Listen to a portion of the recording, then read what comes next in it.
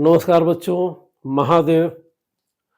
पिछला वीडियो मेरा था इलेक्ट्रिक डाइपोल पर और हमने बातें बताई थी कि इलेक्ट्रिक डाइपोल मोमेंट की मीनिंग क्या होती है और ड्यू टू इलेक्ट्रिक डाइपोल हम डिफरेंट पॉइंट्स पर पोजीशंस पर कैसे इलेक्ट्रिक फील्ड फाइंड आउट करेंगे।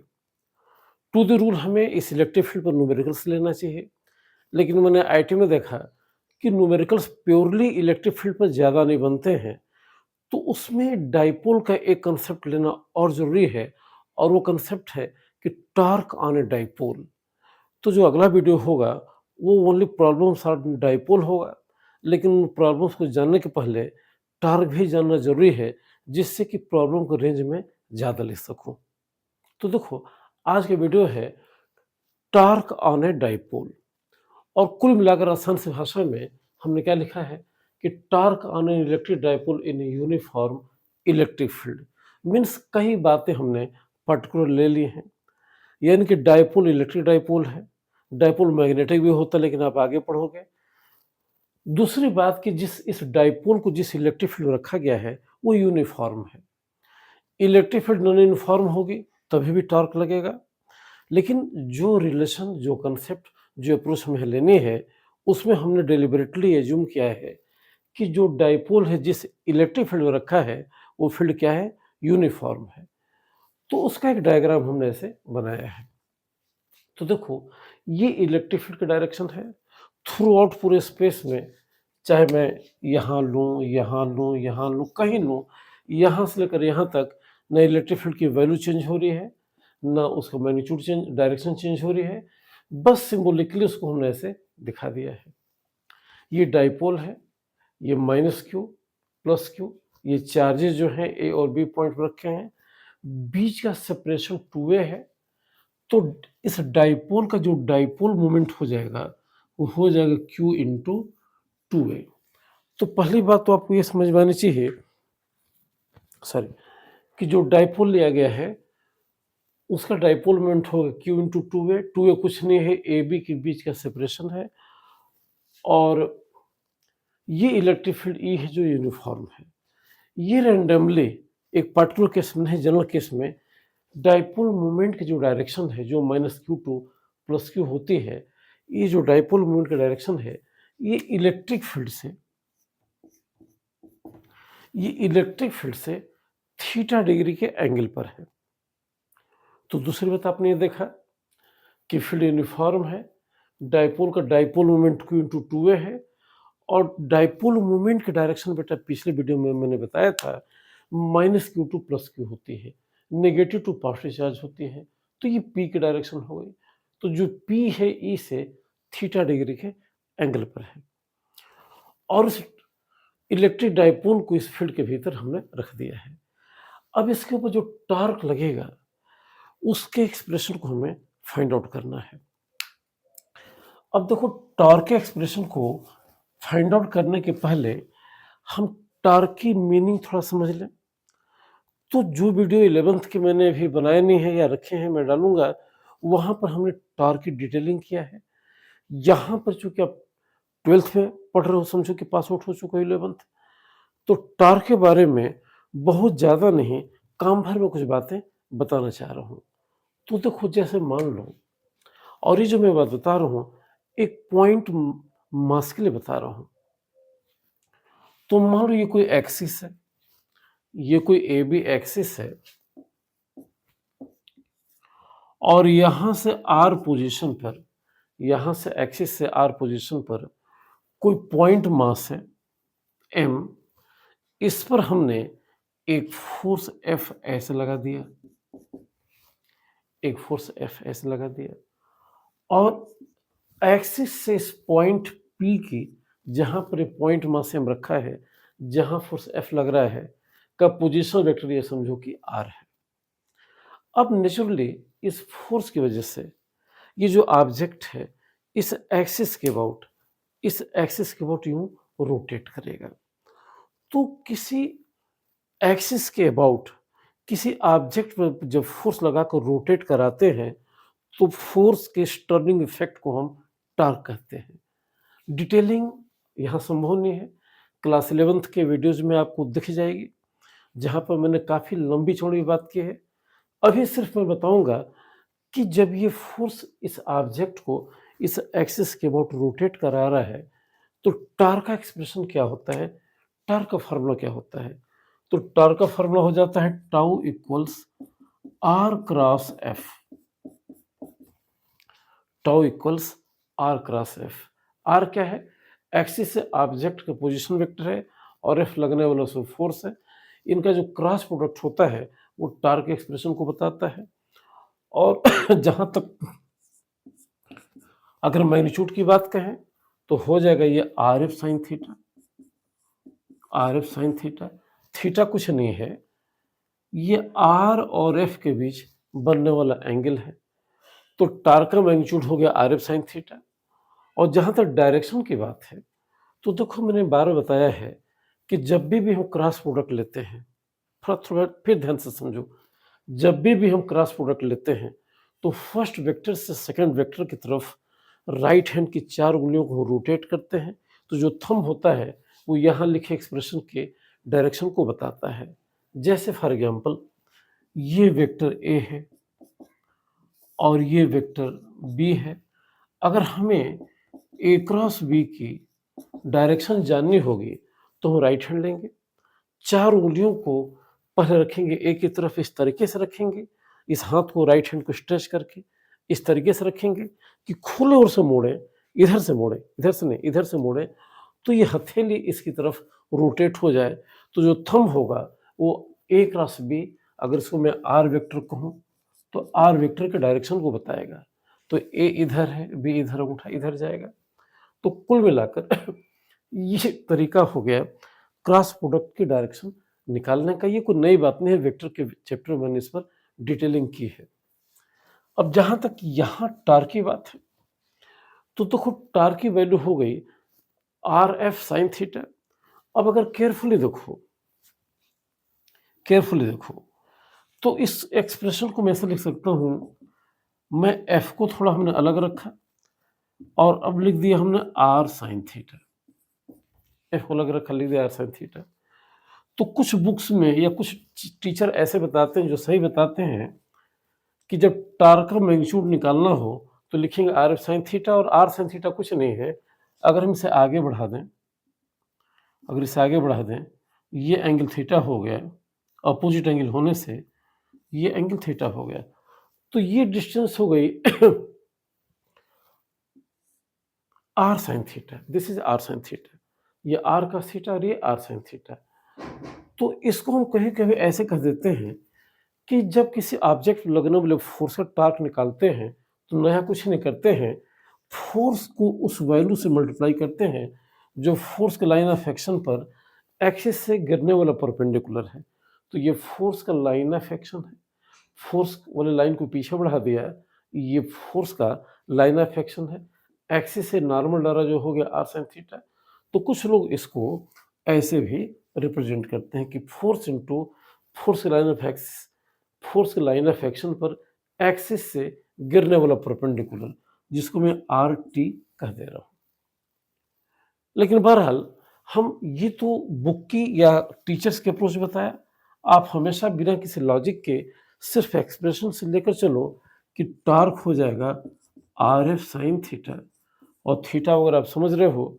जहां तक डायरेक्शन की बात है तो देखो टार्क का एक्सप्रेशन है आर क्रॉस एफ। डायरेक्शन के लिए हम क्या करेंगे, राइट हैंड लेंगे और राइट हैंड की 4 उंगलियों को आर से एफ की तरफ खुले ओर से रोटेट करेंगे। तो अगर केयरफुली देखो और पूरे फिगर को 3 डायमेंशनल देखो तो यही मान लो बेटा एक्सिस है, ये एक्सिस है, ये आर है और ये एफ है। ये एक्सिस है, this is axis, this is R and this is, ये उंगली क्या है, एफ है। तो जब हम आर क्रॉस एफ करेंगे, तो अंगूठा यूं जाएगा, अंगूठा जो जाएगा वो आर के भी नॉर्मल होगा और एफ के भी नॉर्मल होगा, इनकी टार्क कुछ ऐसे लगेगा। नहीं समझे, फिर से समझो। देखो बेटा, ये चलो मैं एकदम सिंपल केस ले रहा हूं, ये आर है और ये एफ है, ये आर है, चलो तुम ऐसे दिखेगा, ये आर है और ये एफ है। अब राइट हैंड की 4 उंगलियों को आर से एफ की तरफ मोड़ेंगे तो अंगूठा एक्सिस के अलॉन्ग आया, ऐसे आया। अगर एफ नीचे होता तो ऐसे आता, अगर एफ ऐसे होता तो भी ऊपर जाता, एफ ऐसे होता तो नीचे आता। यानी कि अगर टार्क एक्ट करेगा, अगर टार्क एक्ट करेगा तो टार्क का एक्सप्रेशन हो जाएगा आर एफ साइन थीटा और टार्क की डायरेक्शन हो जाएगी एक्सिस के अलॉन्ग। ये डायरेक्शन है टार्क की, या तो ऊपर या तो नीचे। अगर टार्क नहीं एक्ट करेगा तो टार्क जीरो हो जाएगा, हम देखेंगे।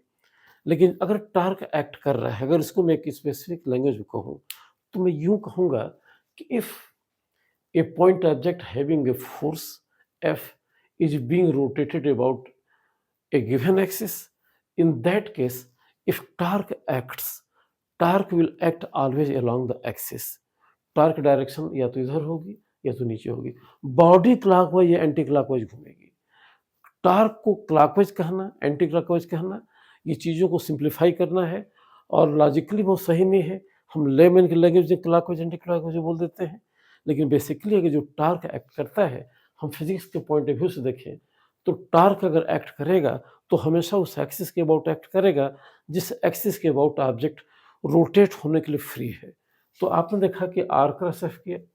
अब यहाँ तो दिखाना मुश्किल है क्योंकि 2 डायमेंशनल फिगर है, जबकि सब कुछ 3 डायमेंशनल है। तो अगर आर ऐसे है, एफ ऐसे है, तो आर एफ अंगूठा ऊपर गया, एफ ऐसे है, अंगूठा नीचे गया। तो मैं बात को रिपीट न करके सिर्फ इतना कहूँगा कि टार्क डायरेक्शन, टार्क एक्सप्रेशन है आर क्रॉस एफ, और डायरेक्शन कैसे निकलेगी कि राइट हैंड की 4 उंगलियों को आर से एफ की तरफ रोटेट करेंगे तो जो थंब होगा वो टार्क डायरेक्शन को बताएगा। अब हम आगे चलते हैं। ये सारी अप्रोचेज यहाँ भी लेनी होंगी, यहाँ भी लेनी होंगी। तो 2 बातें देखो, ये फील्ड कैसी है, यूनिफॉर्म है। ये माइनस क्यू चार्ज है, चार्ज नेगेटिव है, इसलिए इसके ऊपर फोर्स इलेक्ट्रिक फील्ड की अपोजिट डायरेक्शन लगेगा, तो फोर्स इधर लगा, F2 नाम दे दिया और एक्सप्रेशन होगी QE। ये फोर्स कैसा है, पॉजिटिव है, positive charge of force field की दिशा में लगेगा, तो एक्सप्रेशन होगी QE। चूंकि चार्जेस सेम है, इलेक्ट्रिक फील्ड की वैल्यू सेम है, लेकिन फोर्स की डायरेक्शन अपोजिट है, तो नेट फोर्स कितना हो गया, 0 हो गया।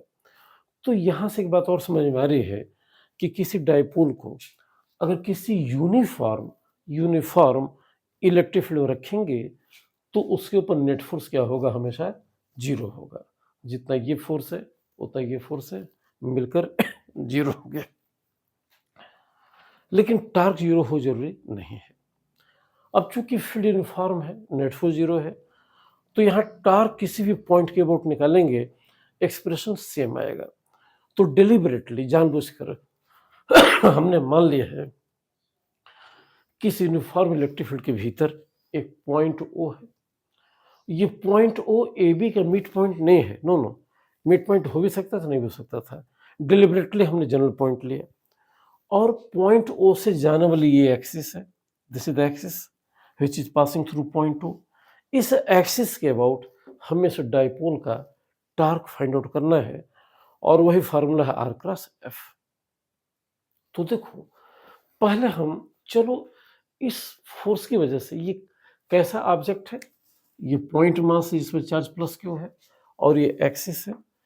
एक्सिस से ये जो L1 डिस्टेंस है, जिसको मैं L1 पोजीशन कह रहा हूँ, F1 की पोजीशन कह रहा हूँ, ये समझो कि R है। तो अगर फार्मूला हम रखा है कि tau equals R cross F, तो इस केस में फिर से मैं बात रिपीट कर दूं कि हमारे एक्सिस O इस प्लेन के नॉर्मल है और O से जा रही है। एक्सिस से L1 पोजीशन पर ये फोर्स F1 लग रहा है, तो इस फोर्स का इस एक्सिस के अबाउट जो टार्क होगा, जिसे मैं टाउ1 कह रहा हूं, वो हो जाएगा L1 cross F1, L1 cross F1। अब ध्यान दो, L1 क्रॉस F1 का अगर मैग्नीट्यूड निकालेंगे तो हो जाएगा सीधे L1 F1 साइन थीटा, जैसे A क्रॉस B हो तो AB साइन थीटा, तो L1 F1 साइन थीटा। और जहां तक डायरेक्शन की बात है तो देखो, राइट हैंड लेंगे और 4 उंगलियों को L1 से F1 तरफ मोड़ेंगे। ये डायरेक्शन है L1 की, ये डायरेक्शन है L1 की, और ये डायरेक्शन है F1 की, लगभग ये डायरेक्शन है F1 की, तो कि 4 उंगलियों को L1 क्रॉस F1 करेंगे, अंगूठा into the plane of the black board गया। आप घर पे करके देख लेना। तो जो टार्क एक्ट करेगा into the plane of the black board act करेगा, जिसको दिखाने के लिए हमने एक सर्कल बनाकर क्रॉस लगाया। जब भी सर्कल बनाकर क्रॉस लगाते हैं तो फिजिकल क्वांटिटी इस प्लेन के नॉर्मली इनवर्ड होती है, और जब सर्कल लगाकर डॉट लगाते हैं तो उस फिजिकल क्वांटिटी की डायरेक्शन इस प्लेन के नॉर्मली आउटवर्ड होती है। तो बहरहाल यहाँ पर आपने देखा कि F1 की वजह से जो टार्क डाइपोल पर एक्ट कर रहा है वो हो गया L1 F1 sin थीटा, और डायरेक्शन हो गई into the plane of the black board. अब बात आती है इस फोर्स F2 की। तो इसके टार्क को अगर मैं टाउ टू कहूं, इसके टार्क को मैं टाउ टू कहूं तो लिखूंगा एक्सिस से इसकी पोजीशन हो गई L2, तो L2 cross F2, L2 cross F2। अब प्रश्न है कि ये तो वैल्यू हो, तो थीटा था तो अपोजिट एंगल से थीटा हो गया, करस्पॉन्डिंग एंगल से भी थीटा हो गया, तो सीधे सीधे हो गया L2 F2 साइन थीटा। अब प्रश्न की डायरेक्शन किधर है, तो डायरेक्शन किधर है निकालने के लिए राइट हैंड लो और 4 उंगलियों को L2 से F2 की तरफ रोटेट करो खुले ओर से, तो थंब अपने आप बताएगा। घर पर करना, फिलहाल यहाँ मैं करके दिखा दे रहा हूँ। तो देखो बेटा, मैं कैसे दिखाऊं, ये L2 है, ये F2 है, राइट हैंड लिया, 4 उंगलियों को L2 क्रॉस F2 किया, अंगूठा फिर भीतर गया। देखो ये L2 है, this is L2 and this is F2 and this is F2। तो L2 क्रॉस F2 करोगे, L2 क्रॉस F2 करोगे तो अंगूठा फिर into the plane of the black board जाएगा। देखो कैसे बताओ, देखो ये जानना जरूरी है, जब तो डायरेक्शन आप नहीं जानेंगे तो चीजें मुश्किल हो जाएंगी। चलो मैं ऐसे कर रहा हूं, see this is direction of L2, ये L2 डायरेक्शन है, and this is direction of F2, ये F2 डायरेक्शन है। राइट हैंड की 4 उंगलियों को L2 क्रॉस F2 करोगे, L2 क्रॉस F2 करोगे, L2, देखो ये L2 है और ये F2 ऐसे किया, अंगूठा किधर गया, भीतर गया, F2 इधर है, L2 क्रॉस F2 किया, अंगूठा भीतर गया। तो घर पे करना, यहां भी जो टार्क डायरेक्शन आ जाएगी into the plane of the black board चली जाएगी। अब चूंकि यही दो टार्क एक्ट कर रहे हैं जिनकी डायरेक्शन सेम है और टार्क एक वेक्टर क्वांटिटी है, तो रिजल्टेंट के लिए हमें एंगल का ध्यान रखना होगा। तो ये दोनों पैरेलल हैं, दोनों की डायरेक्शन क्या है, सेम है, मैग्नीट्यूड अलग अलग है। तो नेट टार्क निकालने के लिए हम क्या करेंगे, इनको सीधे ऐड कर देंगे। तो ऐड करेंगे तो देखो नेट टार्क का जो मैग्नीट्यूड हो जाएगा वो हो जाएगा टाउ बराबर tau 1 plus tau 2, L1 F1 sine theta, L2 F2 sine theta. देखो बेटा यहाँ से F1 F2 के इक्वल है, F1 F2 के इक्वल है, और दोनों का मैग्नीट्यूड क्या है, QE है। तो यहाँ लिख दिया हमने L1 QE sine theta plus L2 QE sine theta. यहां से QE sine theta, QE sine theta common हो गया, तो आप ले लो, तो हो जाएगा QE साइन थीटा और ब्रैकेट में L1 प्लस L2। ओके, देखो this is L1 and this is L2, इनको ऐड करोगे, ये डाइपोल दो चार्जेस के बीच की डिस्टेंस होगी जो 2a के बराबर है, तो ये सीधे सीधे हो गया QE sine theta into 2a। अब हमने क्या किया है, थोड़ा इसको रीअरेंज कर दिया है। आप जरा वीडियो को पॉज करके उतार लेना बेटा, तुमने रीअरेंज कर दिया।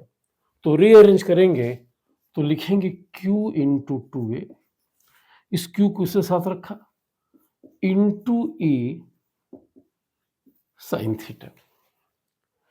अब Q इंटू 2a कुछ नहीं है, this is electric dipole moment, P के इक्वल है, तो सीधे सीधे हो गया पी ई साइन थीटा, ये टार्क का मैग्नीट्यूड हो गया। लेकिन टार्क क्या है कि वेक्टर क्वांटिटी है, और आपने देखा कि इसका टार्क हो if into the plane of the black board है, इसका टार्क है if into the plane of the black board है, total torque into plane of the black board है इस पर्टिकुलर केस में। तो अगर हम पीई साइन थीटा को दो तरीके से लिख सकते थे, पी क्रॉस ई लिख सकते थे, ई क्रॉस पी लिख सकते थे। दोनों लिखकर हम देखेंगे कि किस केस में हम जेन्युइनली इसको राइट डाउन कर सकते हैं। तो फिलहाल हम लिख दिया पी क्रॉस ई। इसका मतलब ये हो गया, अगर अगर हमने ऐसा लिख दिया कि टार्क का एक्सप्रेशन हो गया P cross E means P E sine theta, और टार्क की डायरेक्शन निकालनी होगी तो राइट हैंड की चार उंगलियों को पी से ई की तरफ रोटेट करेंगे तो थंब टार्क डायरेक्शन को बताएगा। तो देखो यहां बड़ा सिंपल है, this is the direction of P. मैं इसे मिटा दे रहा हूं। This is the direction of P and this is the direction of E. Right hand लेते हैं, चार उंगलियों को पी से एक तरफ मोड़ते हैं, अंगूठा भीतर जाता है और टार्क इधर लग रहा था, भीतर लग रहा था, इसलिए ये एक्सप्रेशन लिखना जेन्युइन है। अगर इसे हम ई क्रॉस पी करते तो ई क्रॉस पी करते अंगूठा बाहर जाता, लेकिन टार्क डायरेक्शन भीतर है तो वो एक्सप्रेशन प्रॉपर नहीं कहलाता। यही वजह है कि हमने टार्क को लिखा टाउ इक्वल्स पी क्रॉस ई। तो ये एक्सप्रेशन हो गया बेटा टार्क का किसी डाइपोल पर जिसे किसी यूनिफॉर्म इलेक्ट्रिक फील्ड में रखा गया है, और सारी बातें मैंने आपको बताई। अब कुछ पार्टिकुलर केसेज जिन पर हमें बात करनी है। बात नंबर 1 कि जो लोग वेक्टर पढ़ते हैं उनको पता है कि जो टाउ है इसी डायरेक्शन पी के भी परपेंडिकुलर है और ई के भी परपेंडिकुलर है, क्योंकि क्रॉस प्रोडक्ट में जो रिजल्टेंट वेक्टर होता है उसकी डायरेक्शन उन दोनों के परपेंडिकुलर होती है जिनके हेल्प से वो निकाला जाता है।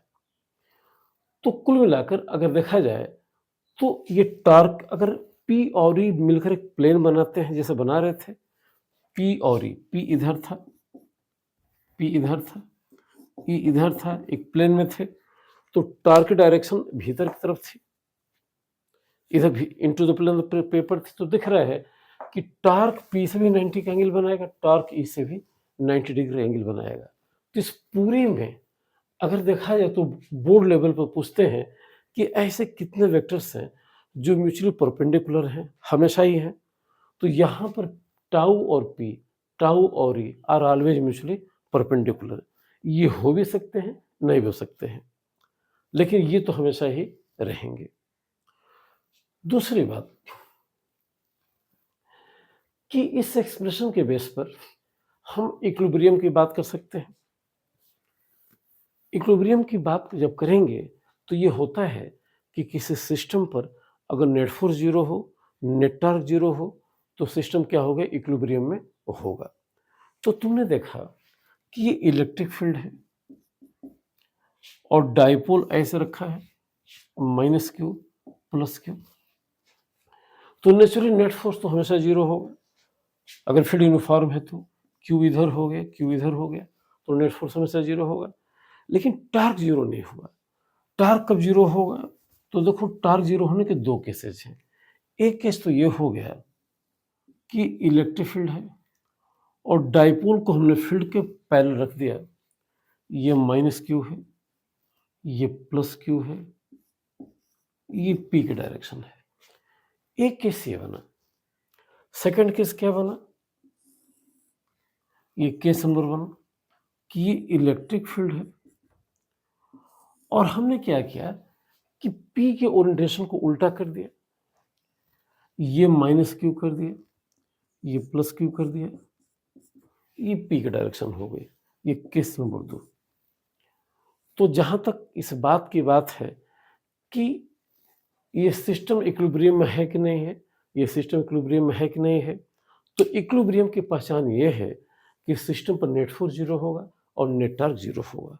तो इस केस और इस केस दोनों में नेट फोर्स जीरो है क्योंकि फील्ड यूनिफॉर्म है। इस फोर्स क्यू इधर लगा, इस फोर्स क्यू इधर लगा, मिलकर जीरो हो गया। पी और ई पैरेलल है, तो पी और ई पैरेलल है तो टाउ के हिसाब से P E sine theta, theta यहाँ 0 है, टार्क 0 है।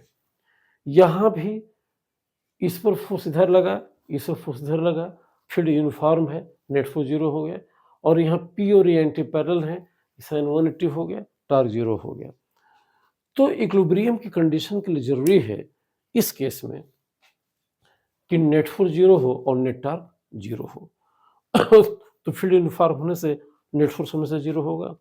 और डाइपोल के मूवमेंट, डाइपोल की डायरेक्शन को, यानी कि डाइपोल मूवमेंट की डायरेक्शन को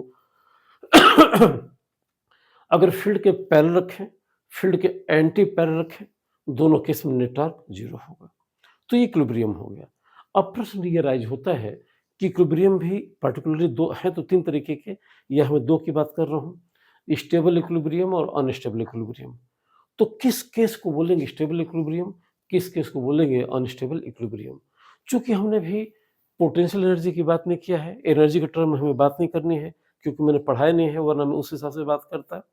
तो यहाँ सिंपली मैं बात करूंगा कि देखो प्रैक्टिकल लाइफ में देखो कि अगर सिस्टम को डिस्टर्ब कर दें, अगर सिस्टम को डिस्टर्ब कर दें और सिस्टम अपने पुराने ओरिएंटेशन पर चलाए, पुराने इक्विलिब्रियम में चलाए, तो उस इक्विलिब्रियम को बोलेंगे कि स्टेबल है, और अगर ना आए तो बोलेंगे अनस्टेबल है।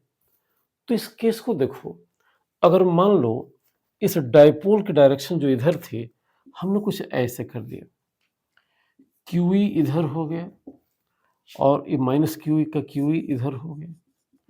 अब ये फोर्स और ये फोर्स एक कपल बनाएंगे, इसे रोटेट करके फिर यहां ला देंगे।